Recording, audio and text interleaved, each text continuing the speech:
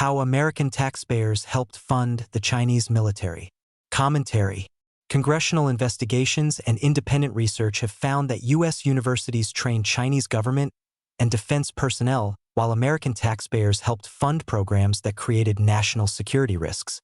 Democrats and university administrators argue that Chinese students are a financial lifeline for American higher education, generating nearly $15 billion annually for the U.S. economy.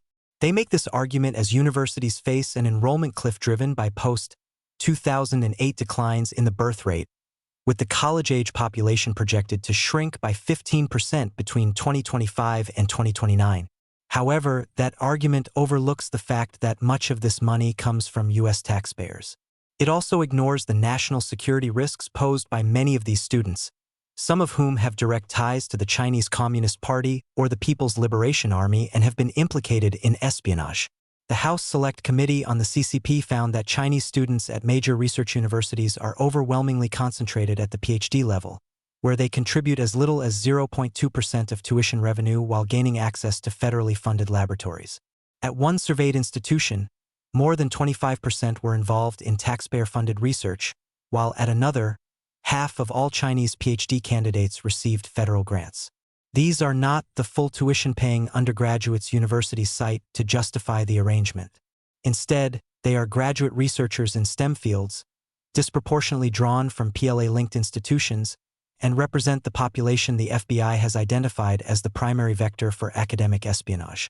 A report by Strategy Risks, a U.S. geopolitical risk firm, found that Missouri State University operated an MBA pipeline from 2001 to 2018 that trained more than 1,500 managers from Chinese state-owned enterprises and government agencies, many of whom later advanced to senior positions in China's defense industry, strategic supply chains, and surveillance sector.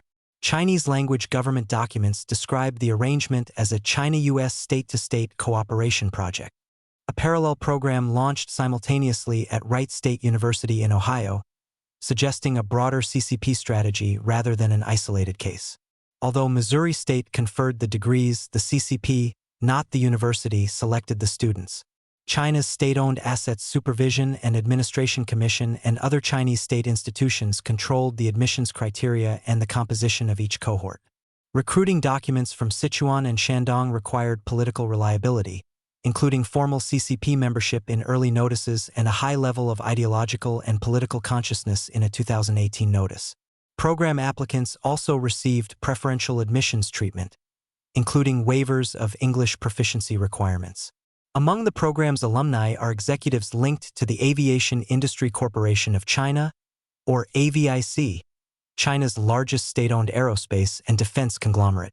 AVIC is designated under Executive Order 14032 and the Department of Defense Section 1260H list as a Chinese military company, making it subject to U.S. investment restrictions and procurement bans. The report also identifies a vice president of iFlyTech, an artificial intelligence firm the U.S. Commerce Department placed on the entity list in October 2019 for supplying surveillance technology used against Uyghur minorities in Xinjiang. The report identifies a gap in U.S. oversight. Congressional and executive branch attention has focused on STEM research theft, harassment of Chinese students, and military-affiliated doctoral candidates in defense-related programs. Less attention has been paid to degree-granting pipelines, participants from China's defense industry, and the regional public universities that host these programs. A House Select Committee report surveyed 6 major research universities and found that each enrolled Chinese nationals who had previously attended one of China's 7 Sons of National Defense universities, institutions whose primary mission is research for the People's Liberation Army. The committee also found that the Biden administration failed to enforce Executive Order 10043, which barred Chinese nationals engaged in military-linked research from receiving U.S. visas. At the same time, American taxpayers helped fund this national security risk. In the Missouri State case, Chinese recruiting materials described a 3-way funding arrangement in which the Chinese government covered half of the $108,000 tuition. Students paid roughly $27,000, and the remaining quarter came from U.S. government support. At one university, federal grants or contracts paid for 402 of 1,139 Chinese graduate staff appointments, while state taxpayer and private programs funded another 113. In total, more than 36% of Chinese graduate appointments at that institution were funded by American taxpayers at the federal or state level. At another, 1,115 of 2,580 Chinese graduate students, 43%, had assistantships as their primary funding source, with assistantships at public research universities drawn largely from federal grants and state appropriations. Acts of espionage committed by CCP-linked students have been well documented since the first Trump administration. However, the fact that many of these researchers are funded by U.S. taxpayers makes the situation even more concerning. Since October 2024, the Justice Department has charged at least 12 University of Michigan students, researchers, and recent graduates, all Chinese nationals, with national security offenses.